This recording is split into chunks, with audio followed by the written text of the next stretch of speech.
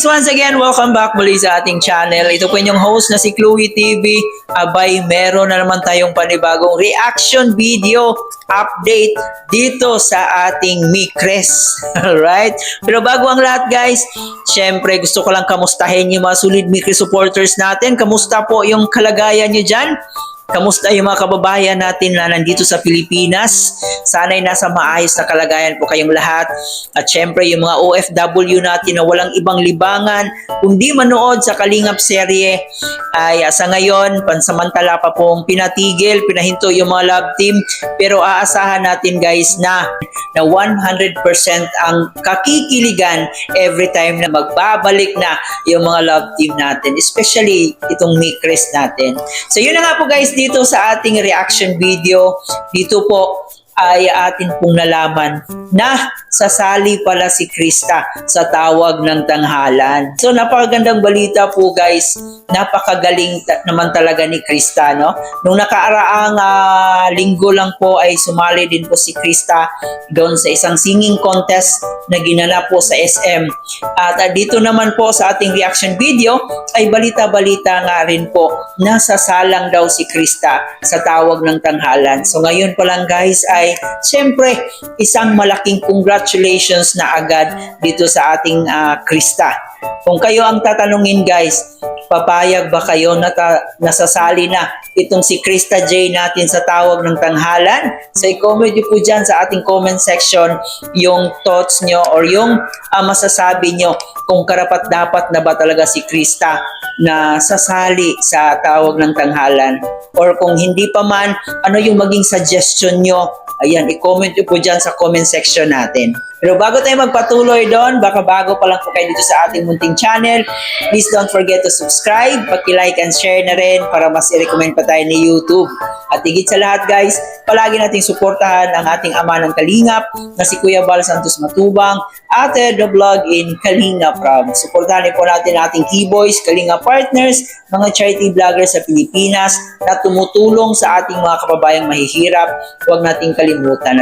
At syempre, yung mga kasamang Kalingap reactors din po natin, especially ang Karepa team, watchers, strikers, lahat po ng mga content creator dito sa Kalingap, no?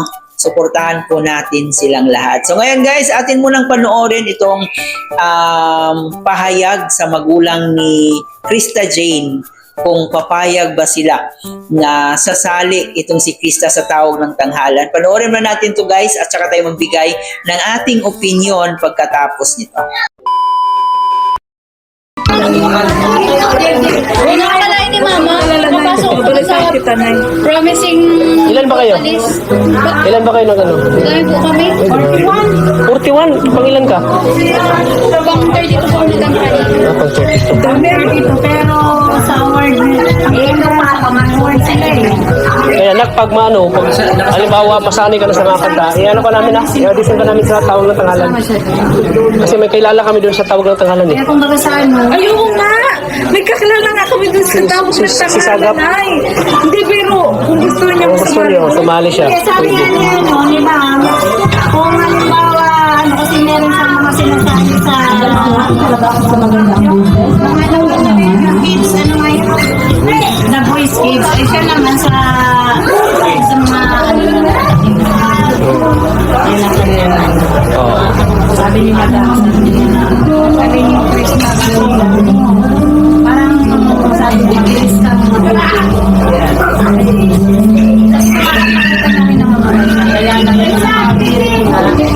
hindi pa niya natatry kung ano lang tamang kaya naman, di nang magpagbigay si Krista. Napapakanta na nga. Napapakanta na. Sige, salamat. Yes, thank you. Thank you, Kuya. Thank you. Bilib ako sa inyo, Kuya Tats. Ay, Kuya Tats. Kuya, kasi napaka-supportive yung parents kay Krista. Hindi na ganyan eh. Susuportahan yung kasiyahan ng bata. Yan. Talagang malayo pang marating yung Krista pagdating sa kantahan. Kasi mas lalo nadidevelop yung kanyang ano eh, yung boses niya. Kasi parang gusto ni Madam isali siya sa mga Singing contest. Patry niya, kaya gusto niya, ituloy niya yung Kasi hindi ko pinasali sa singing contest, dapat train na train talaga. Oo. Train na train.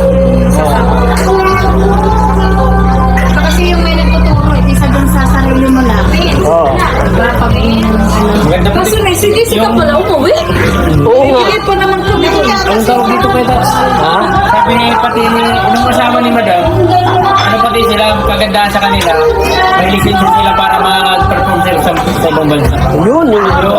Yung Fernandez na. Sana kung mag-perform si Krista, makasama kami. Kanta baga siya. Ay, grabe yan. Dudumugin tayo dyan. Kaya nga sabi ko, sana magtuloy-tuloy pa yun. Kahit back-up dancer na lang tayo. Okay, back up. Kaya magpapayat ka na. Kasi ano ay, Ilang buwan pa. Yung buwan pa. Sabi ko yung diet mo. Ay, papayat tayo sa ano, yung pelikula nila. Pelikula. Kamu-kamu. Gamo-gamo. trailer pa lang yan, nakikita namin yung mga tapos lang ang mula din. Oo nga. Next time pa nga daw. Nakatulog ako, nakalimutan ko. May shoot pala kami. Saka mananaklam na yung kasi. Hinihintay ko yung chat ni Kuya eh. Sabi ko, ay, wala pag chat si Kuya. Tulog muna ako. Ikaw na nga mula. Lahat nandun eh. Lahat nandun. Sabi ni Grace, ang daming kasama. Sabi niya, tatago na naman si Krista nito. Sige po, te. Maraming salamat po. Thank you po ulit.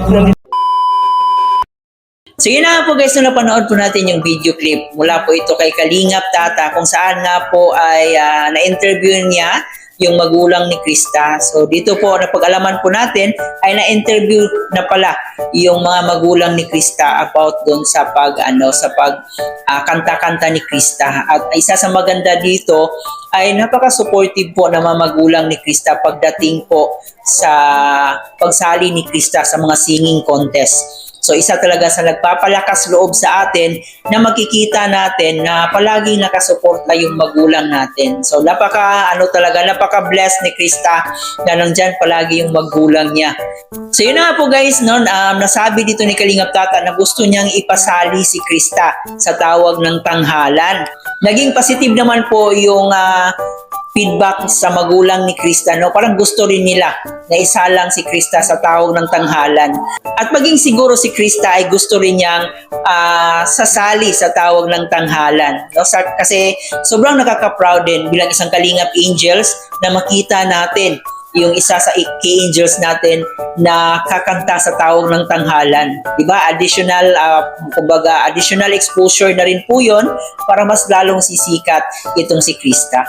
Pero yun na nga, marami po tayong nakita na mga comment, sari-saring comment, may mga positive comment, may mga negative comment rin. So, may mga sumasang-ayon. Gusto nilang sumali si Krista sa tawag ng tanghalan para yun na nga, additional exposure po yun para mas lalong sisikat. Pero may ilan din po tayo na nakikita na parang negative yung feedback nila sa pagsali ni Krista dito sa tawag ng tanghalan. Baka kasi masira lang daw yung kinabukasan niya kasi sobrang bata pa daw niya at kailangan pa daw ni Krista talaga ng masinsinang pag-practice, kailangan pa daw niya mag-workshop, kailangan pa niya i-workout yung vocal voice niya para maging ready siya if ever nasasalang siya sa tawag ng tanghalan in the future. So, yun po yung mga suggestion nila. May iba na gustong sasali si Krista, yung iba naman ay parang ayaw na muna nila. So, gusto na muna nila na mag-concentrate muna si Krista sa pag-practice or dito sa pag-ayos ng kanyang boses, no? Para mas ma-plancha pa yung pagkanta niya. So, yan lang muna guys ang ating update sa araw na to sa ating Mikres. Kayo ba guys, kung kayong tatanungin, ano yung opinion nyo patungkol dito sa suggestion ni Kalingap Tata na gusto niyang isali si Krista sa tawag ng tanghalan? So, comment po dyan sa ating comment section kung sang-ayon ba kayo or hindi. So, I hope guys nag-enjoy kayo dito sa ating munting reaction video. Huwag kalimutan mag-subscribe, paki-like na and share na rin itong video para mas i-recommend pa tayo na YouTube. Muli po guys, maraming salamat. Ito po yung host ng si Chloe TV. Thank you for watching.